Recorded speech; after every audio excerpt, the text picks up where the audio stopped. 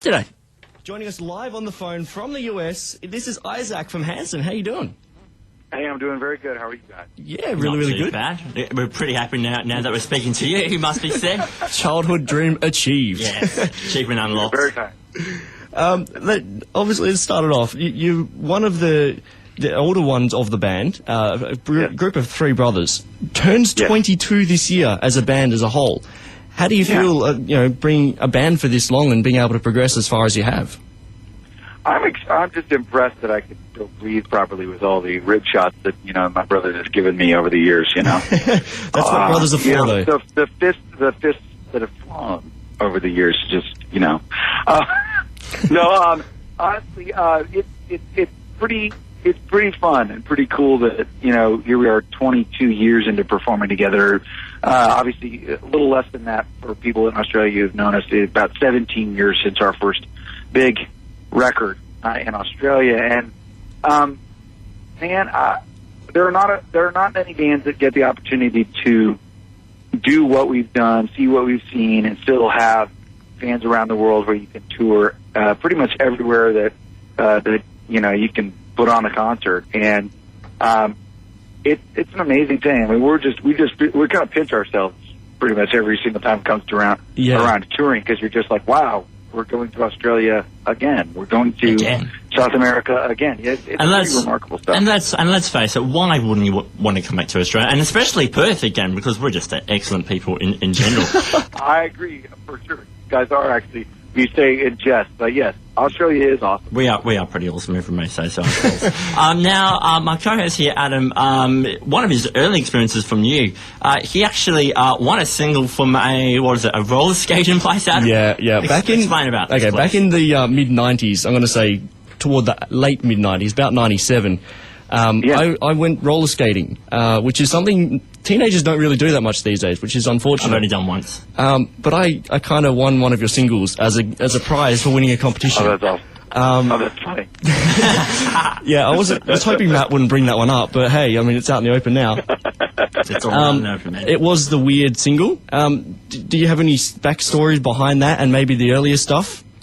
Oh, yeah. Well, Weird is actually one of my favorite songs on that first record. I'm really, really proud of that. I know the other guys are as well. I think that song really speaks to a thing that I think a lot of young people, but truth be told, a lot of people in general, not even just young people, feel at times, which is, struggling with, finding your identity in the world and struggling with rejection. I mean, certainly, the backstory for us is definitely that, despite all of the popularity and fame that we found ourselves having, with that first record, a long time before that, as we began to start, being a band, we experienced a lot of kind of snarky unpleasantness from people about us starting a band and being like, oh, who do you think you are, and all this kind of stuff. And we just want to make music. What are you talking about? I think part of the harshness on that would probably be because you were so young at the time as well. Oh, yeah, no, I definitely think that was part of it. And you got that from adults as well as from people, your age. And so songs like Weird, and honestly songs like Umbop, believe it or not, because lyrically, Umbop has a lot of references about struggle, and, you have so many relationships in this life, only one or two will last. You go through all the pain and strife, you turn your back and they're gone so fast. Now, obviously, the chorus is a very upbeat kind of thing, but the song is kind of rooted in this feeling of challenging over, being rejected and kind of trying to work through that. Yeah. And honestly, Weird is one of my favorite songs, of ours, period, much less on that record. So I'm really, really happy that was a single off that record. Yeah, definitely. I am too, because I got a single for winning a competition. So it's a win-win situation all around, really. Everyone's happy. Adam's just pleased for that. Now, I would like to point out, you did mention it just then as well, Mbop. It's probably your most known song of all time. I have to say, out of when you ask people songs from the 90s from a boy band, I think that's pretty high up on the list, alongside names of like the Backstreet Boys and stuff. How do you feel? Like, did you go to places and people play that and you think, I wish we didn't release that song, or I'm so glad we did, or do you have any of those sort of emotions and stuff? Well, no, I mean, I don't feel that way. I mean, what I will say is, like, if I'm at a bar and then all of a sudden, like, a song of mine, whether it's Bop or anything else, comes on the air over the speakers, it's a little bit awkward no matter what. Because you're just like, oh, well, I feel like everyone's looking at me now, you know? You know, and not in the like, oh, hi, how are you kind of way. It's a little bit more like, you know, you feel like a fish in a fishbowl kind of thing sometimes. But that being said, though, I mean, it's really cool. I mean, again, who has that opportunity? What happened next? On the note of hearing a song in a bar or something, how were you guys when you heard it on the radio the first time? Did you freak out and sort of go nuts, or? It was really surreal. I'm not going to lie. I mean, we had made 3 records before that first big record, Middle of Nowhere, and we'd done those independently and sold a bunch of records as a young band. And honestly, the first one that I remember freaking out about was actually on a local radio station in Tulsa, Oklahoma, the big pop station here. They actually played a song of ours off of one of our indie records, and I remember being like, "Oh my God, they're playing our song!" And I also remember the very first time that we heard Bop was when we were in New York. We were beginning the promotion for that record for the first time, and we were in a van. The radio was on, and all of a sudden, I hear the first few notes of the guitar riff that begins the song, and I went, "Whoa! Turn up the radio!"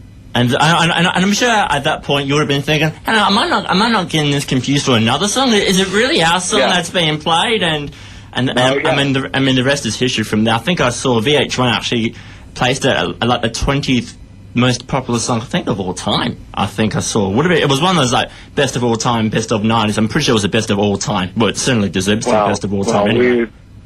It's very cool to ever have the opportunity to be on any of those lists. I mean, lists don't necessarily make the song, but certainly it's a cool indicator that people, appreciate and understand what it is they're doing. And obviously, definitely cement you've got fans. Well, yeah, exactly. And obviously, I mean, Bop is not all that we are. It wasn't all that we were back then. It's not all that we are now, but it is I think it's a really good introduction to who we were certainly back then. And I think much of what Bop is as a song, the pop sensibility, the harmonies, the kind of R&B rhythms, and all those kind of things, and the kind of organic qualities of the band and all the B3 organ and all that kind of stuff. I mean, that is very indicative of who we still are as a band. It's just, for sure, you grow and change and evolve from that point, but much of those kind of core influences are still a part of what it is we do now. For sure. Now, you guys, of course, the reason we've got you on is to talk about your new album. It's called Anthem, and one of your main singles off that is called Get the Girl Back.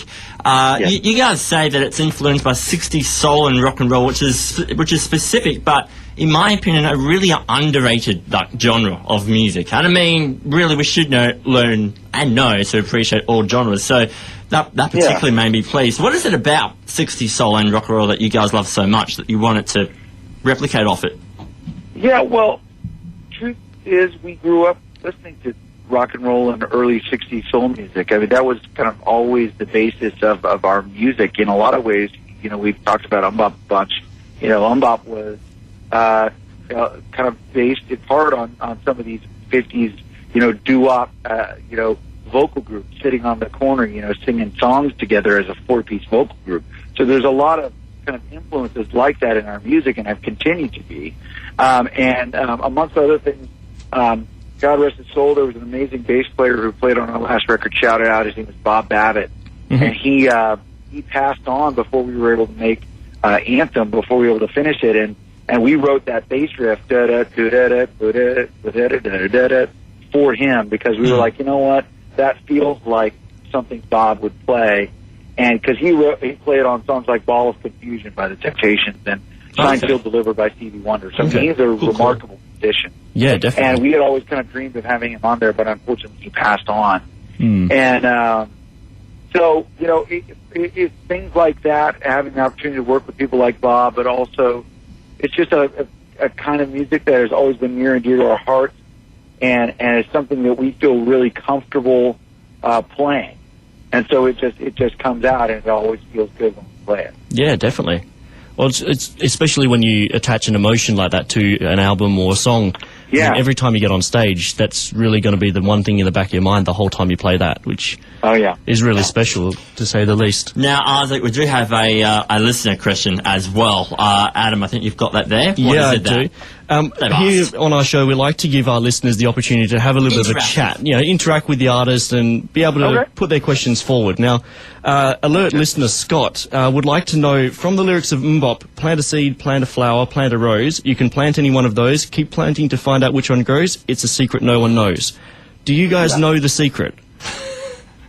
No one does know the secret. That's Not even the guys who wrote the song. Not even. Well, I think it is an age-old question. What is the secret to life? What is the secret to making relationships last? Actually, I think the secret is fear.